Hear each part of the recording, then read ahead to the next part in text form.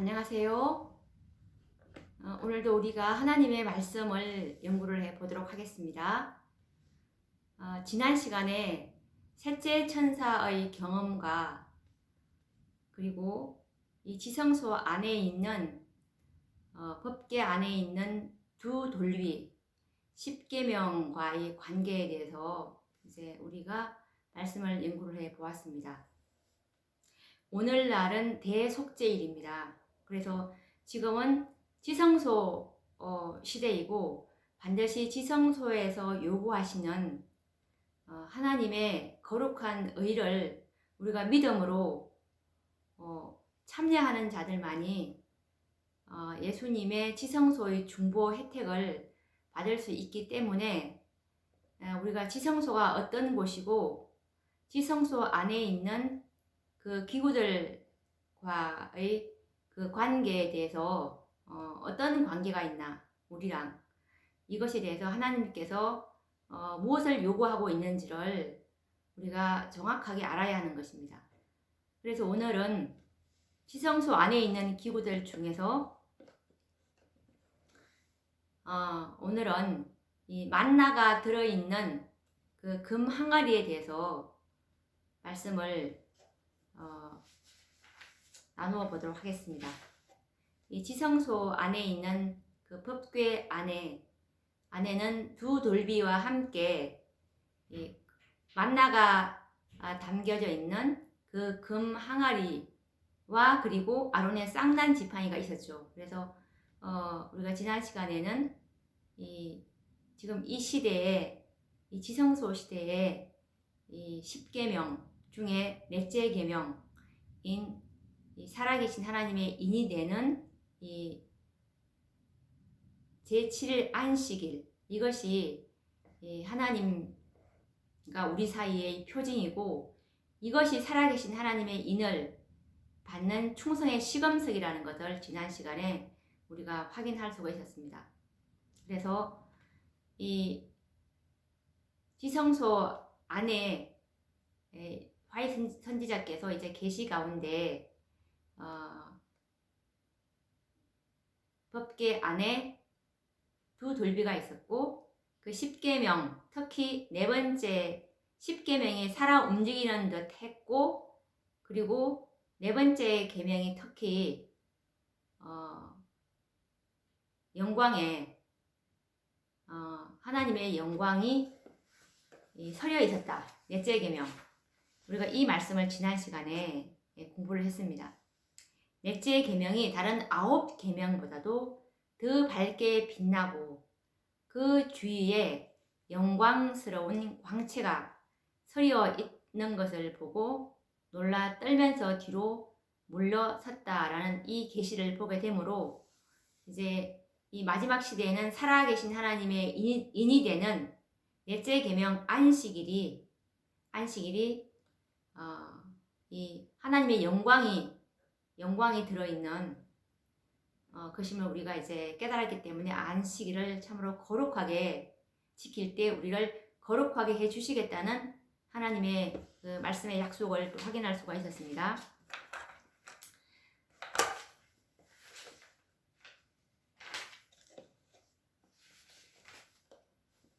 이 하늘 지성소 안에는 법궤 속에 돌비와 함께 이제 만나가 들어있는 금 항아리가 들어 있었습니다. 히브리서 9장 3절과 4절 말씀을 한번 확인해 볼까요?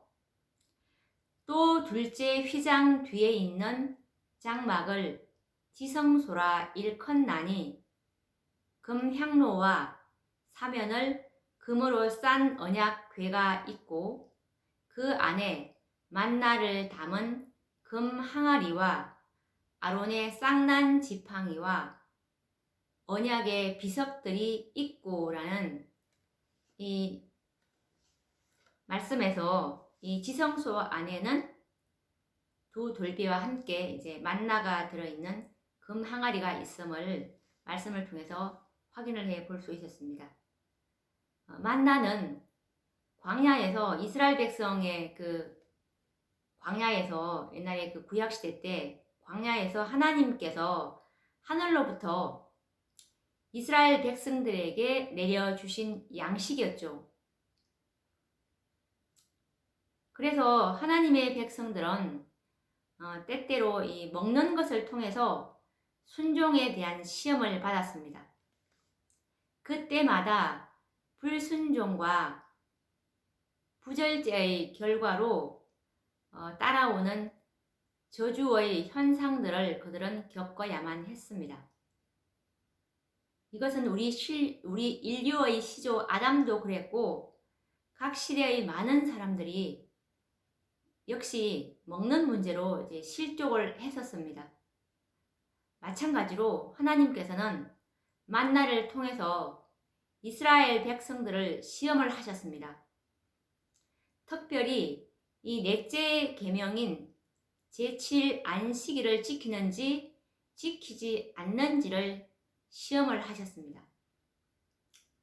한번 말씀을 확인을 해 보도록 하겠습니다.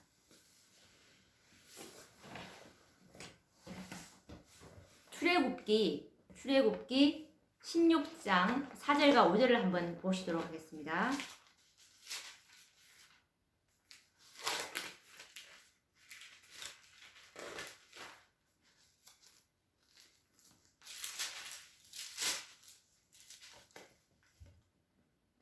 때에 여호와께서 모세에게 이르시되 보라 내가 너희를 위하여 하늘에서 양식을 비같이 내리리니 백성이 나가서 일용할 것을 날마다 거둘 것이라.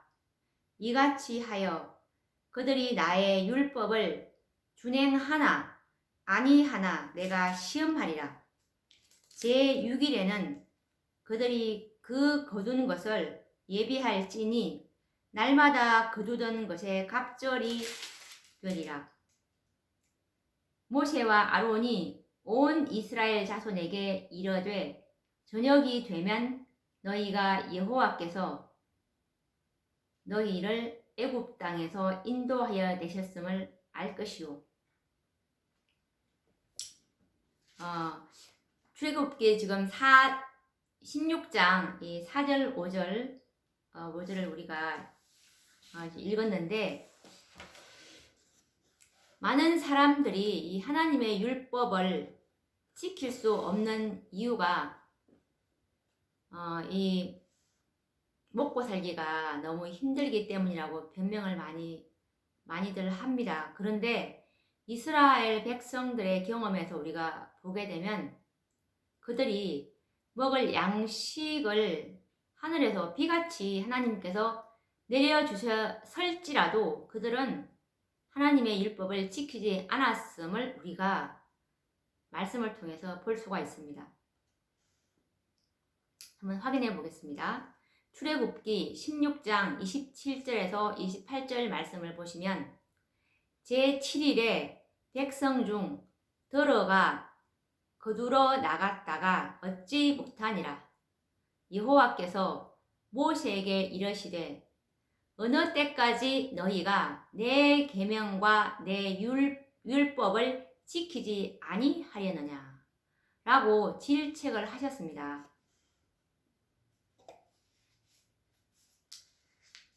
그런데 하나님께서는 이 만나를 거두어서 이제 항아리에 담아서 지성소 법궤 안에 이제 간수하게 하셨습니다.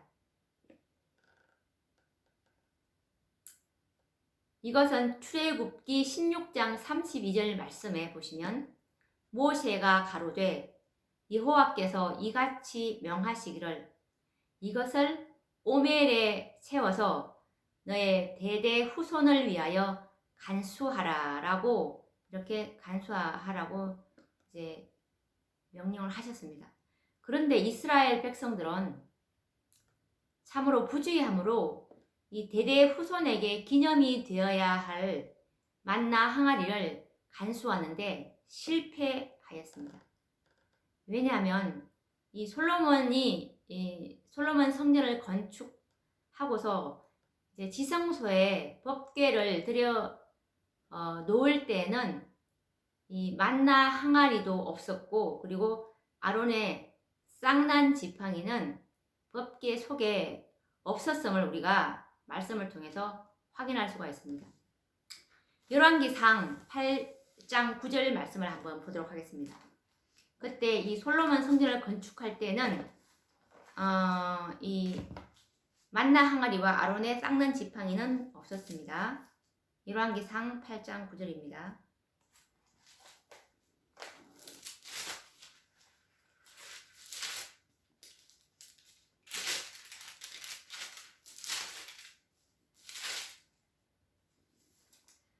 궤 안에는 두 돌판 외에 아무것도 없으니 이것은 이스라엘 자손이 애굽 땅에서 나온 후 여호와께서 저희와 언약을 세우실 때에 모세가 호렙에서 그 안에 넣은 것이더라.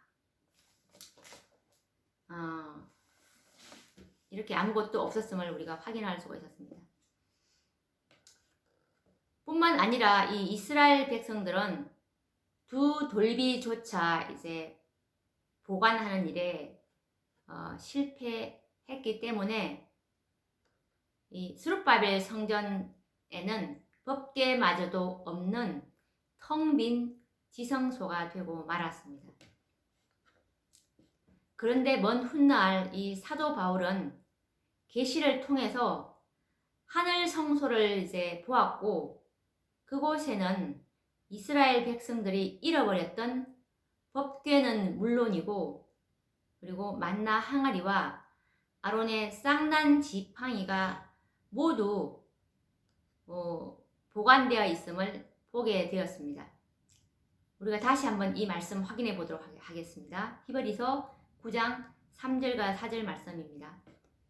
또 둘째 휘장 뒤에 있는 장막을 지성소라 일컫나니 금향로와 사면을 금으로 싼 언약궤가 있고 그 안에 만나를 담은 금 항아리와 아론의 쌍난 지팡이와 언약의 비석들이 있고 하나님께서는 왜 모세에게 만나를 거룩한 지성소 안에 그것도 법궤 곁이 아닌 이 법궤 안에 보관하게 하셨을까요? 그처럼 거룩한 곳에 보관된 이유는 바로 훗날 백성들에게 두 돌비의 10계명에 버금가는 교훈을 주시려는 목적이 거기에 담겨 있었음을 우리가 생각해 볼 수가 있습니다. 그렇다면 이 만나가 들어있는 금 항아리를 보관하도록 하신 그 하나님의 계획은 우리가 무엇인지 한번 깊이 생각해 봐야 되겠죠. 사도 바울이 마지막 선지자인 이 엘렌 G 화이트 선지자의 계시 가운데서 하늘 지성소에서 만나 항아리가 법궤와 함께 있음을 보았습니다. 우리가 초기 문집 32페이지에도 보시면 화이 선지자의 증언의 말씀인 초기 문집 32페이지에서도 선지자께서 이제 계시를 보게 되는데 예수께서는 법궤 곁에 서셔서 그들의 기도를 향연과 같이 그의 아버지께로 올려 보내고 계셨다. 법궤 안에는 금으로 된 만나 단지와 아론의 쌍난 지팡이와 책과 같이 접어진 두 돌비가 들어 있었다. 라고 이 지성소에서 이제 본 계시를 우리에게 보여주시는 장면이죠. 우리가 유의해야 할 것은 이 만나 항아리가 성소 첫째 칸이 아닌 지성소 안에 그것도 법궤 안에 두 돌비와 함께 보관되어 있다는 사실입니다. 그러면 지성소의 문이 언제 열렸습니까? 지성소의 문은 2300주야의 끝, 바로 1844년 10월 22일부터 지성소의 문은 열린 바 되었습니다. 셋째 천사가 이 지성소의 열린 문을 보여주심으로 우리는 그것을 알게 되었습니다. 그래서 모세를 통해서 만나 항아리를 지성소 안에 법궤 속에 보관하도록 하신 이유가 바로 옛날 이스라엘 백성들을 위해서가 아닌 마지막 실제적인 대속죄일을 살아가는 영적 이스라엘 백성들에게 교훈을 주시기 위해서 그 만나 항아리가 보관되었다는 사실을 우리가 깨달을 수가 있습니다. 영적 이스라엘 백성들, 오늘날 교회죠. 하나님의 마지막 교회. 이 엄숙한 대속죄일을 살아가는 오늘날 우리에게 음식물에 대한 이 특별한 권면인 절제 기별이 주어진 이유가 바로 이 만나 항아리에 담겨 있는 기별임을 우리가 알 수가 있습니다. 만나 항아리를 지성소 안에 법궤 속에 두 돌비와 함께 보관하도록 하신 것은 이 절제 기별의 소중함을 알려주시기 위함이었습니다. 셋째 천사의 기별을 이제 받아들임으로 지성소 시대를 살아가는 이 백성들에게는 이 절제 기별이야말로 하나님의 그 율법을 지키는지 지키지 않는지를 시험하는 중요한 기별임을 알 수가 있습니다. 만나를 주심으로써 이 고대 이스라엘 백성들이 시험을 받았던 것처럼 말입니다. 그리고 또 고대 이스라엘 백성들은 대속죄일에 금식을 했습니다. 만약에 이 날에 금식을 하지 않는 자들은 레위기서 23장 9절 말씀, 29절 말씀처럼 이 날에 스스로 괴롭게 하지 아니하는 자는 그 백성 중에서 끊쳐질 것이니라 라고 하셨습니다.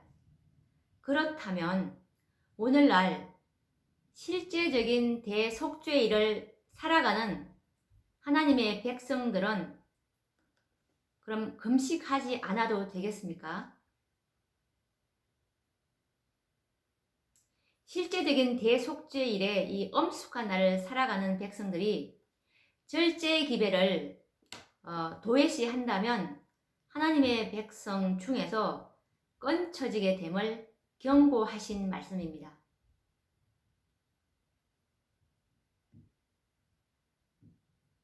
우리는 하나님께서 왜 이 마지막 시대의 백성들은 육식을 금하고 부정한 음식물을 금해야 하는지를 이해해야 합니다.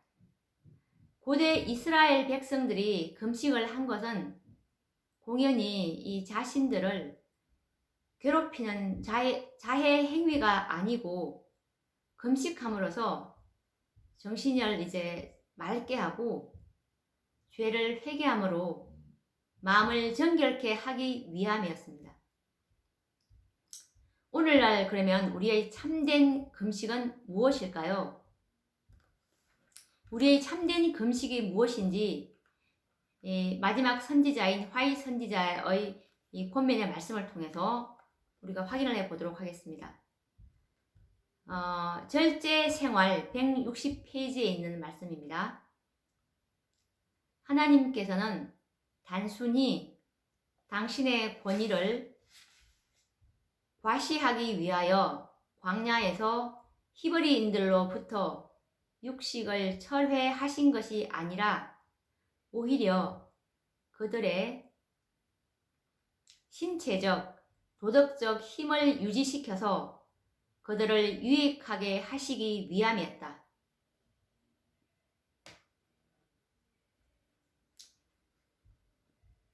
그러니까 이 하나님께서 육식을 처리하신 이유가 하나님의 권위를 과시하기 위해서 그런 것이 아니라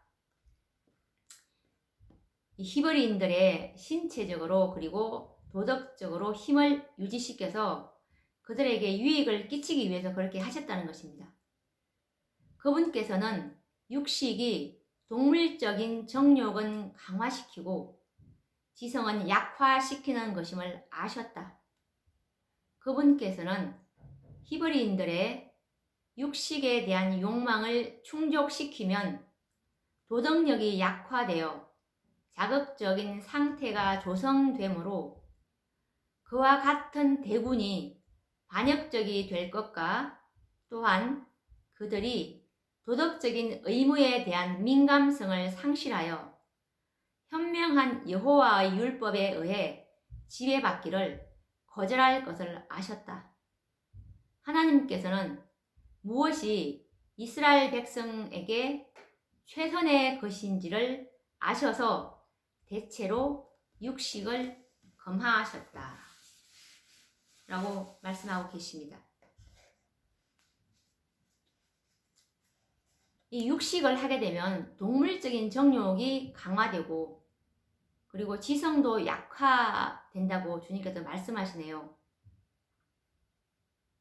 그리고 육식은 도덕력을 약화시켜서 자극적인 상태를 조성시키고 이렇게 함으로 이제 도덕적 의무에 대한 민감성을 상실할 우려가 상실이 되면서 하나님의 율법에 지배받기를 거절하게 될 것이라고 육식이 그래서 하나님께서 육식을 금하셨음을 우리가 알 수가 있습니다.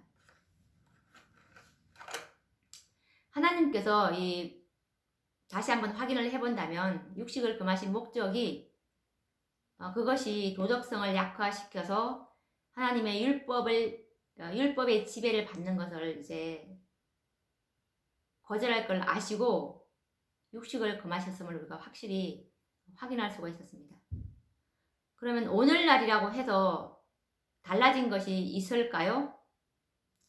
육식을 취하는 자들은 하나님의 율법을 온전히 순종하기란 불가능하고 언젠가는 하나님의 백성 중에서 끊쳐지게 될 것입니다.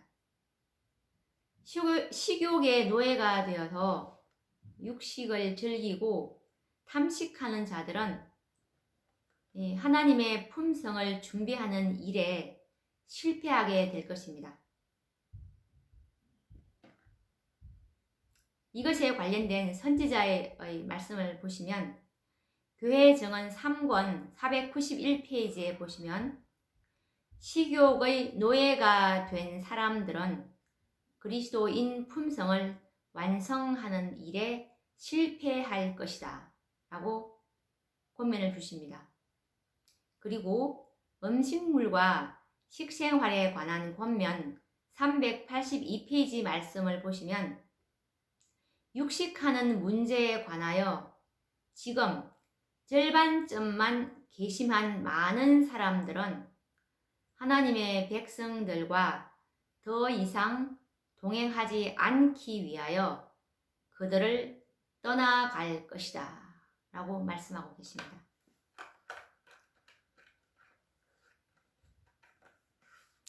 이 육식하는 문제에 대해서 절반쯤만 개심한 사람들은 결국은 하나님 백성에서 이제 떨어져 나갈 것을 주님께서 경고해 주신 말씀인데요.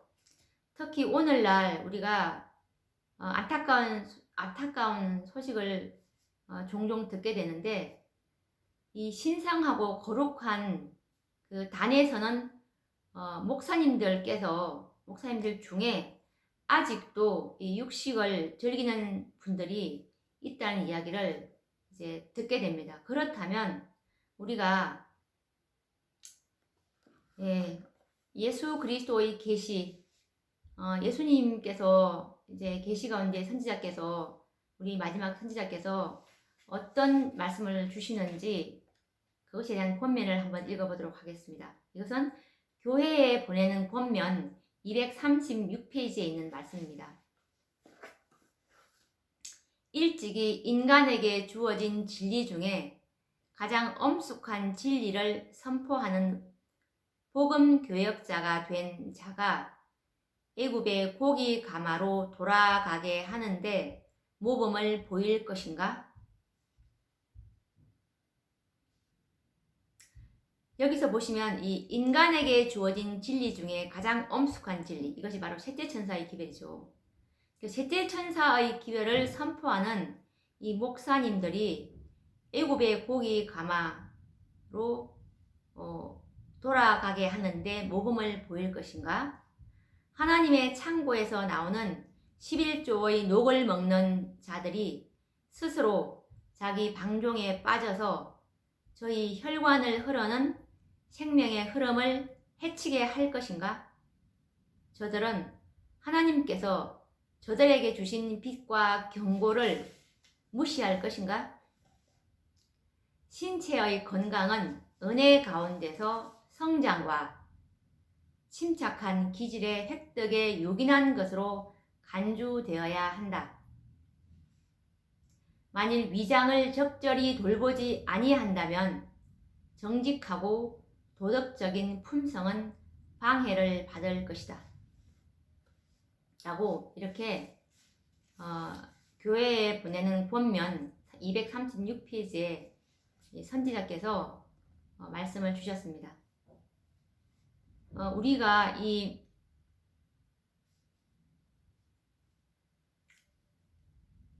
우리의 신체적 건강은 은혜 가운데서 성장과 그리고 침착한 기질의 획득에 요긴한 위장을 적절히 돌보는 그런 식사에 우리가 정말 이 주의를 기울이라는 뜻입니다. 위장을 혼란스럽게 하면서 그리고 도덕력을 상실케 하는 그런 육식은 주님께서 그 말하는 그 말씀을 왜 그렇게 하셨는지를 이 마지막 우리 하나님의 백성들은 정말 영육간에 정말 우리가 영과 혼과 몸이 우리 주 예수 그리스도 강림하실 때 흠없이 서야 할 사람들로서 앞으로 우리는 우리의 싸울 대상자들이 이 짐승과 거의 우상과 접전하게 될 것인데 그들과 싸우기 위해서는 정말 예민한 영적 식별력과 그리고 이 신체를 우리가 정말 이 건전하게 돌보기 위해서는 위장의 올바른 식사를 해야 이것들이 우리가 이 싸움에서도 승리할 때 굉장히 많은 도움을 주기 때문에 주님께서 이런 말씀을 하신 것입니다. 그리고 이 음식물과 식생활에 관한 권면 399페이지에도 보시면 우리 목사들 중에 아무 사람도 육식함으로 나쁜 모본을 보이지 않도록 하라. 목사들과 그 가족들은 건강개혁의 빛에 따라서 살도록 하라. 우리 목사들은 자신의 체질과 자녀들의 체질을 동물화시키지 않도록 하라.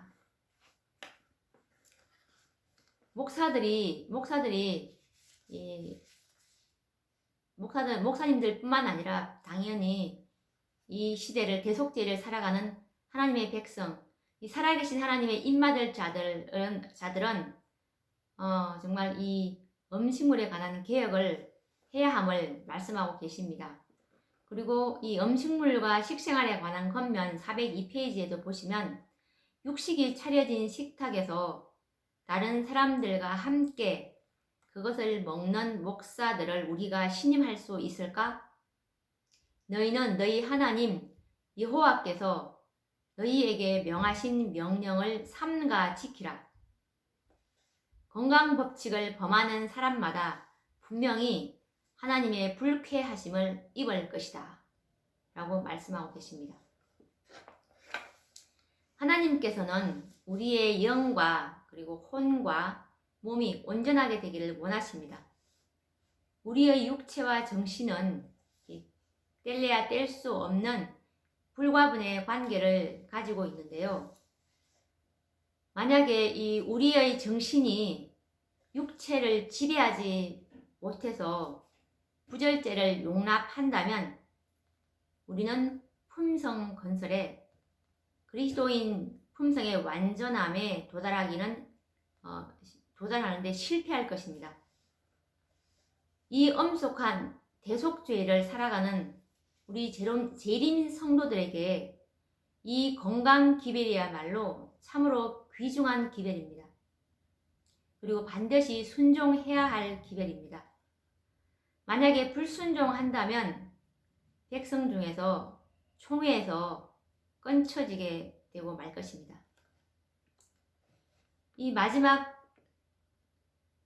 예수님의 지성소의 중보사업은 계시록 7장 2절에 나와 있는 이 살아계신 하나님의 인치는 이 사업이 예수님의 지성소의 중보사업인데, 지성소의 중보사업은 계시록 7장 4절에 보시면 살아계신 하나님의 인맞은 자의 수를 들으니 14만 4천이라고 주님께서 인맞은 자의 수요를 지성소의 중보사업을 자신의 사업을 이제 우리에게 말씀해 주고 계십니다. 그래서 화이 선지자께서도 14만 4천인 가운데 들도록 힘써 노력하라 라는 이 말씀을 우리에게 주신 이유가 이 14만 4천인이라는 이 하나님의 마지막 교회인 이 총회에서 끊쳐지게 될 것입니다.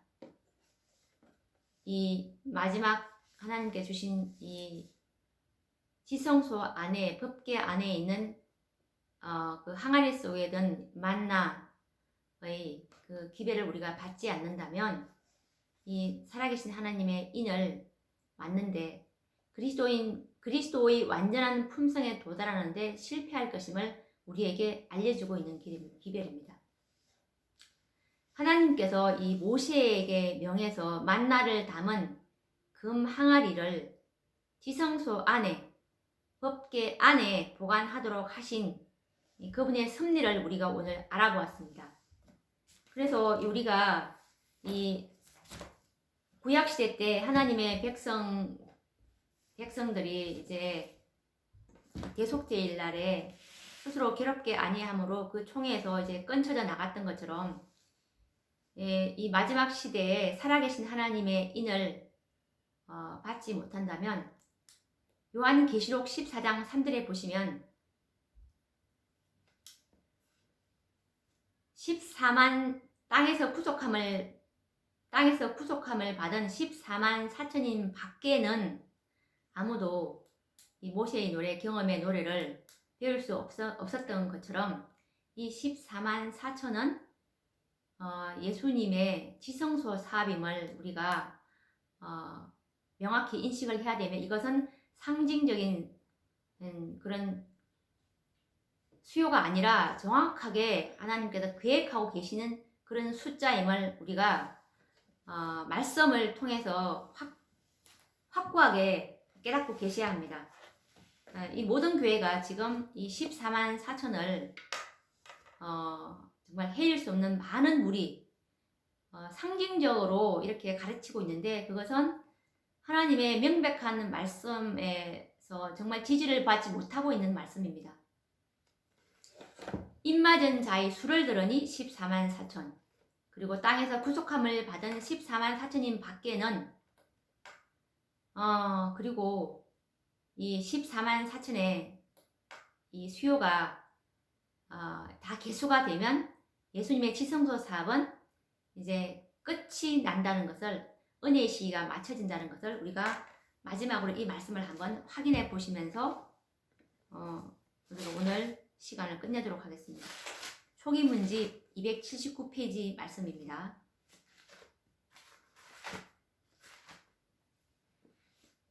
초기 문집 279페이지에 보시면 셋째 천사의 기별이 맞춰짐이라는 장입니다. 이 셋째 천사의 기별은 살아계신 하나님의 인치는 사업이 이 셋째 천사의 사업이었기 때문에 살아계신 하나님의 인은 14만 4천인에게 그 수요가 채워지면 끝나는 사업이기 때문에 셋째 천사의 기별에 맞춰짐도 14만 4천의 수가 개수가 되면 끝나는 사업임을 분명히 알 수가 있어요. 한번 우리가 확인해 보도록 하겠습니다. 나는 천사들이 하늘에서 왔다 갔다 하는 것을 보았다.